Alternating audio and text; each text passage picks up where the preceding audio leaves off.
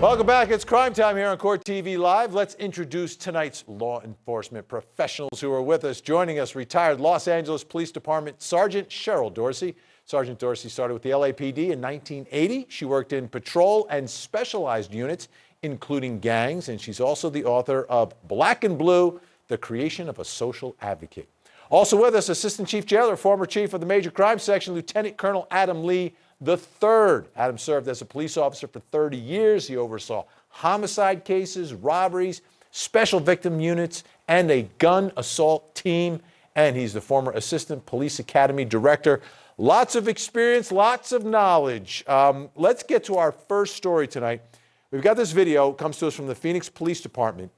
And this is a man pretending to have a gun. Let's take a look.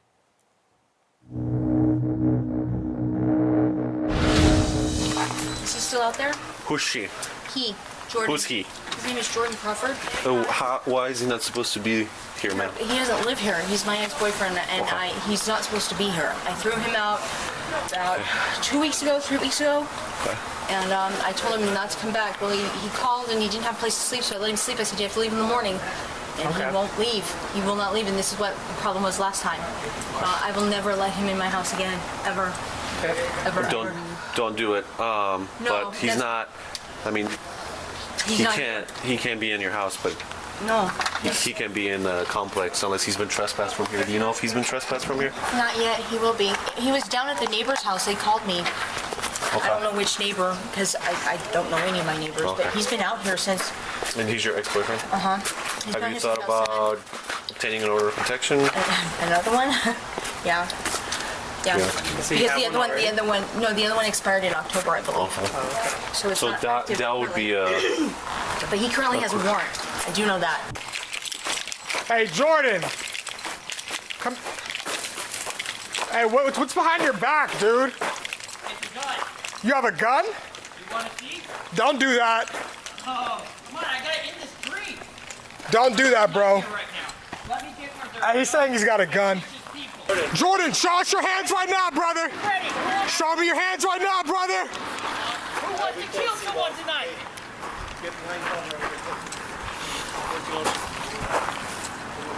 I don't want him going into that street. All right, who wants to kill someone tonight? Jordan, we don't want to kill you, dude. It's all just a part of my dream. Stop right there. Jordan, stop it right now, brother. Stop.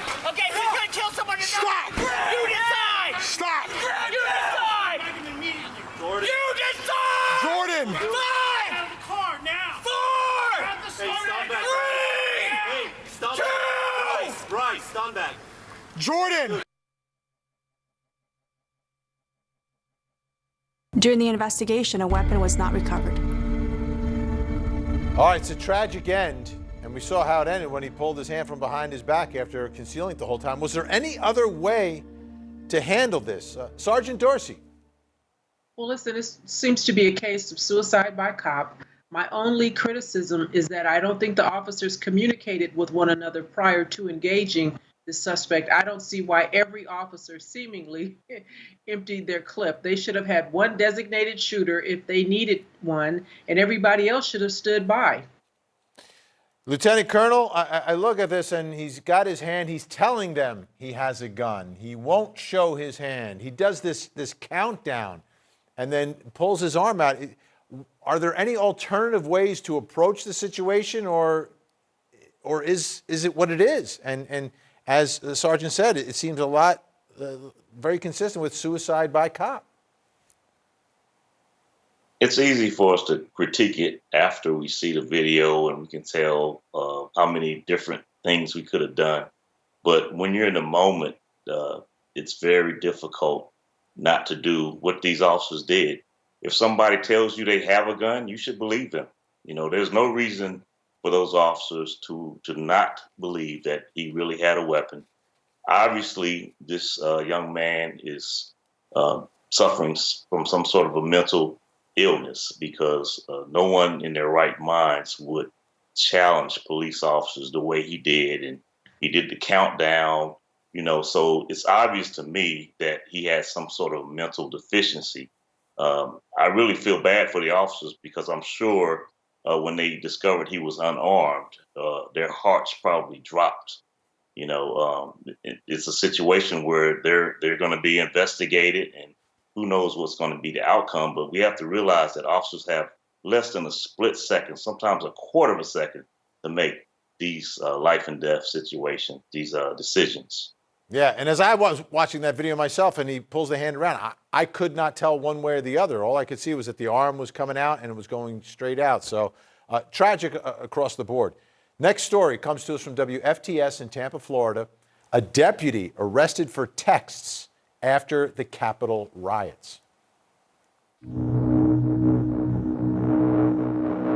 Need to make the streets of D.C. run red with blood of the tyrants. Text messages outline several violent threats allegedly sent by Polk County Deputy Peter Haneen. Investigators say Haneen was fired up watching the violent riots play out at the U.S. Capitol. Texting should have drugged those tyrants out into the streets and executed them, sick of the corruption. And there's a line. And Peter Haneen crossed the line between ugly talk and threats. That's what got him arrested. Sheriff Grady Judd says Haneen's comments targeted the FBI. Any cop or military who stands in the way is the enemy. End quote. Tonight, Polk County investigators are searching the deputy's home, reviewing his social media accounts. This comes as D.C. is on high alert. The National Guard sidelining a dozen service members ahead of Inauguration Day. Tonight, the sheriff praising another deputy who notified them about the messages, calling him a hero. I tell my deputies that doing what's right's not always easy, but it's always right. And he stood in the face of not only one of his colleagues, but one of his friends. Haneen is charged with felony for written threats. He has now been suspended while the termination process plays out.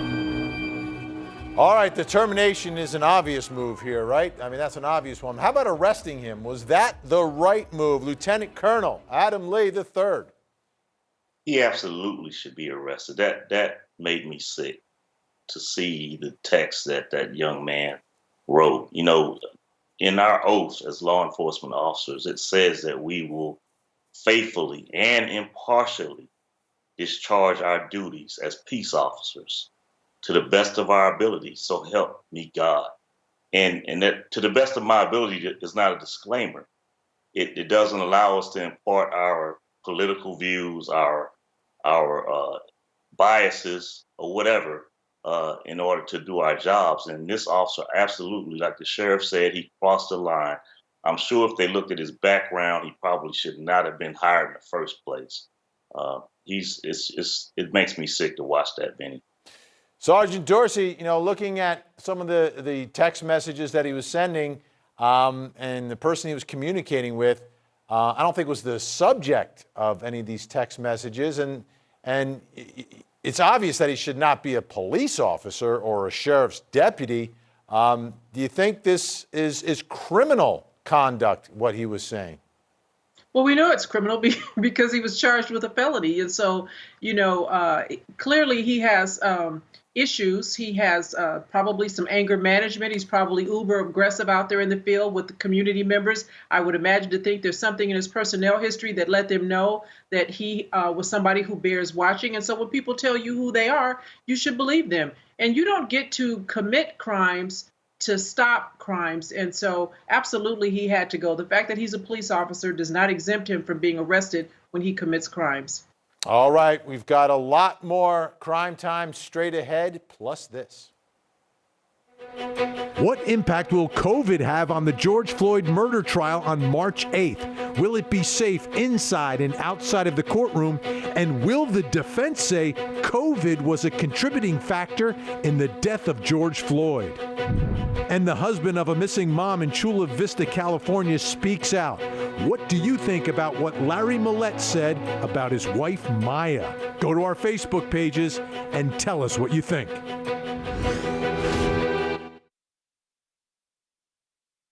For you, and what do you think happened? Where do you think she is? I wasn't really worried. I was kind of worried, but I wasn't totally worried until the birthday. Another one of the stories we're covering tonight in our Crime Time segment. Still with us, Sergeant Cheryl Dorsey and Lieutenant Colonel Adam Lee III. Our next story, KGTV in San Diego had a unique opportunity to speak with Larry Miglietti, whose wife Maya is missing. So the husband gave this interview, spoke out, kind of told his story, his version of what is happening. Let's take a listen.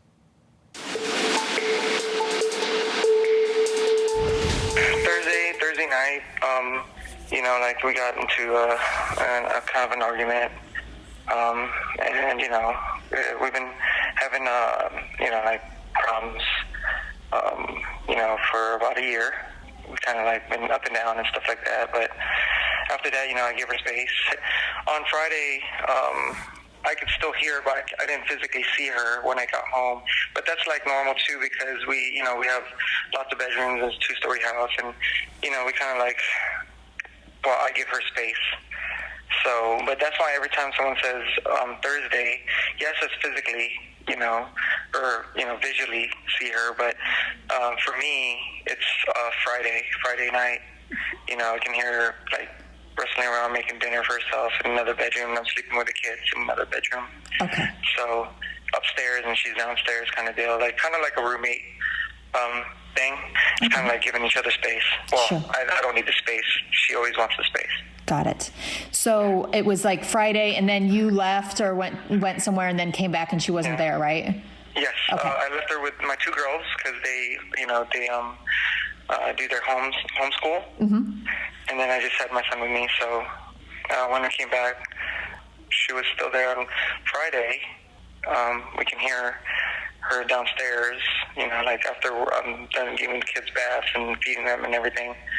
And on Saturday morning, when her parents came by, her door was locked. I found the keys to the bedroom, and I opened it, and she was already gone. So maybe she went to a morning sunrise hike, because she didn't go jeeping, because that's one of her other hobbies, the Jeep group.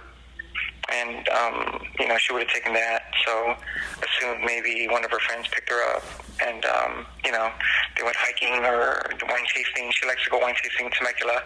That's her other thing, or brunch, early morning. Yeah. After that, like at night, we're okay, she hasn't come home yet, which is sometimes okay. She'd go out maybe for drinks or something. She usually doesn't drink a lot, but recently she's been, doing that. The latest she would be home like 2:30 or 3:30 in the morning. After that, that's kind of like out of the ordinary. All right, we've got our investigators here. What do you think of what the husband said? We still don't know where Maya is. There are no named suspects in the case. But Lieutenant Colonel Adam Lee III, you've investigated many, many cases. What did you think of what the husband had to say? There wasn't a whole lot to go on right there, but he seemed to be very calm. He wasn't nervous. He didn't seem to be untruthful. I mean, he was honest that they were having some marital problems. So a lot of times it's hard to tell when the person that is giving the information admits that there were marital problems. He doesn't really give you a lot to go on right there. So there's a lot more that needs to be done with talking to friends and family of her to see if there was ever any threats made by him. Sergeant Dorsey, looking at this investigation that is taking place now, they've got 3 children, and apparently the husband, Larry, is taking care of the kids, and her sisters and family are kind of leading the search efforts to try to find her. One interesting thing I heard him say there, though, was that her bedroom was locked. So this is a couple that it's obvious they've got problems if they have separate bedrooms. Well, listen, I call BS because, they've got small children, according to the pictures that we saw. And he gets up in the morning and she's gone. We didn't hear him, at least in the snippet that you played, say anything about trying to reach her on his cell phone. He was concerned that she went off and left the kids in the bottom half of the house, basically unsupervised, not knowing when she's going to come back. And so the husband is always the suspect, and now that he's crafted this story and put it out there, investigators will have an opportunity to have a real in-depth interview with him somewhere down the road and then compare what he says in a subsequent interview as far as what he said publicly. Maybe he's speaking to an audience of, however many are in her family to throw them off the case. I don't believe any of what he said. How could you not be concerned? Even if you aren't getting along, you got small kids. The kids should be wondering, where's mom? What is he saying to them? I call BS. And Lieutenant Colonel, she missed the 11-year-old's birthday. Does it seem to you, because there's many possibilities here, like something could have happened to her, she could voluntarily have stepped away. To me, it would be hard to convince me that a mother of 3 young children like that first would miss the birthday without saying anything and then just leave those children. That's absolutely out of the ordinary. That's something that the police need to definitely focus on, because it's not often that a mother will miss her child's birthday unless she is suffering from some sort of depression herself. That could explain it away. When they talk to relatives and friends, they need to find out just how close she was to her daughters. It's quite possible. We've seen mothers leave their children. So that's not just an obvious sign. It's something that's definitely worth taking some more looks into. Sergeant Dorsey, the other thing is, if she left her vehicle at home. Right. And, did she leave without her purse, other things that she would normally have with her? These are things that, in my mind, would give me pause as an investigator. And this husband is just too lackadaisical, no big deal. We live separate lives. But at the end of the day, there are small children who were abandoned by this woman. And at the very least, for his children's sake, he should have a little more concern, I think, unless he's responsible for her missing. All right. Sergeant Cheryl Dorsey, Lieutenant Colonel Adam Lee III, always great to have you two on the program. Appreciate your time and expertise tonight. Please come back. Thanks. Thank you. All right, folks, when we come back, we're going to bring in our legal think tank, take a look at some big legal stories of the day, including the George Floyd case, the doomsday couple. We'll also get your 13th juror answers to what the husband of the missing mom had to say. That's coming up next hour.